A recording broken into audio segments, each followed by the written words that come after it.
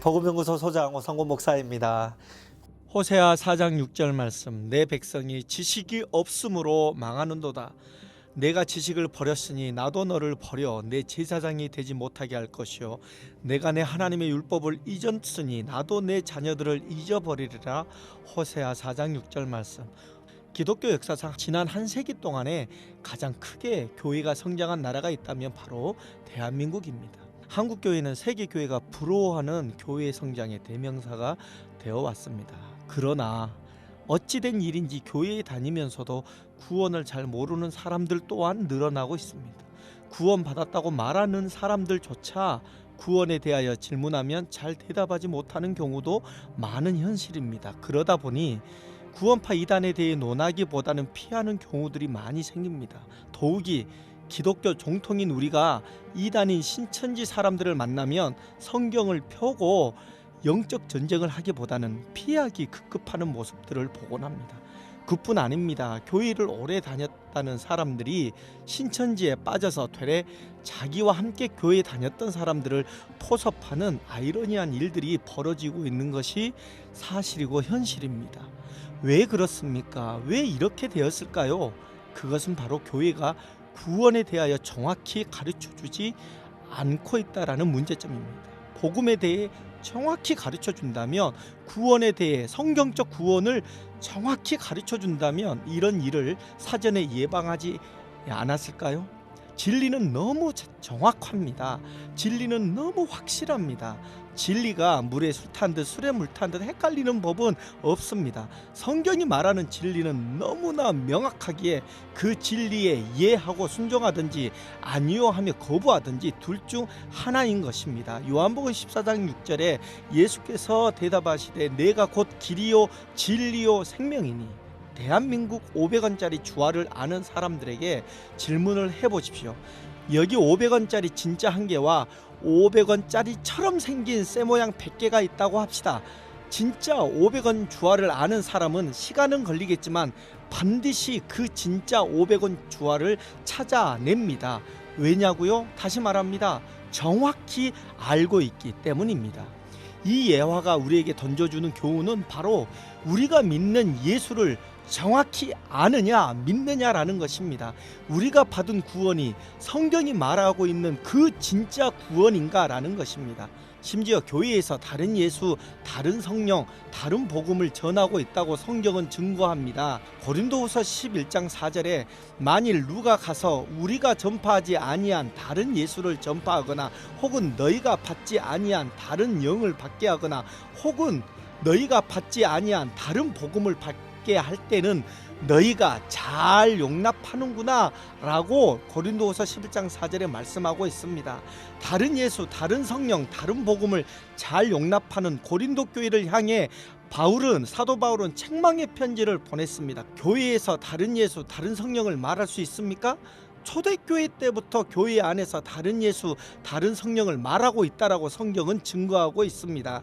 갈라디아서를 펴보십시오. 갈라디아 교회에서는 다른 복음을 전하는 교회 안에 거짓 교사들이 교회를 무너뜨리고 있었습니다. 갈라디아서 1장 6절에서 9절 말씀을 한번 펴보십시오.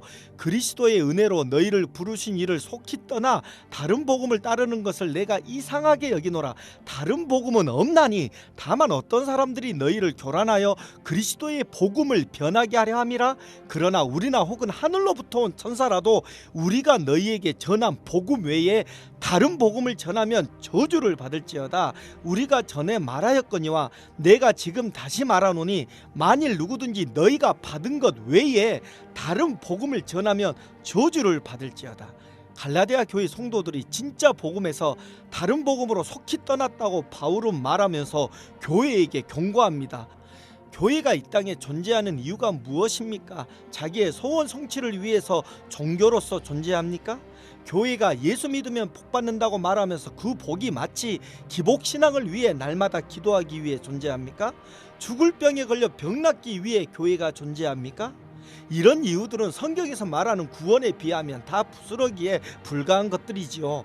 교회에 다니고 예수 믿는 것은 구원받기 위해서입니다. 사도행전 16장 31절에 이르되 주 예수를 믿으라 그리하면 너와 내 집이 구원을 받으리라 하고, 우리의 구원자 되시는 그분이 예수이어야 함은 바로 우리를 죄 가운데서 구원하기 위함입니다. 마태복음 1장 21절 말씀에 아들을 낳으리니 이름을 예수라 하라.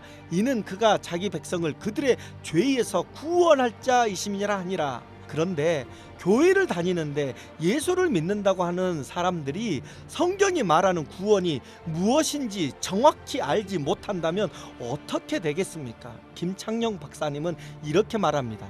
모르고 받는 구원, 어렴풋이 아는 구원, 확신이 없는 구원은 구원이 아닙니다. 이런 것들은 거짓 구원이요 짝퉁 구원입니다. 당신의 구원은 어떤 구원입니까? 거짓 구원, 짝퉁 구원입니까? 아니면 진짜 구원입니까? 자신의 구원 상태를 알기 위해서는 성경이 말하는 진짜 구원을 정확히 알아야만 한다고 강조합니다.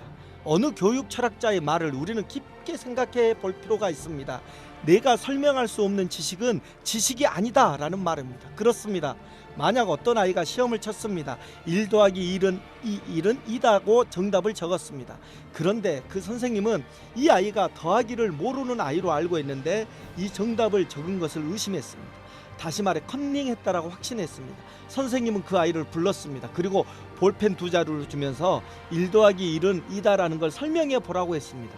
1 더하기 1은 2라고 적은 아이가 선생님 앞에서 아무 말을 하지 못하고 있었습니다.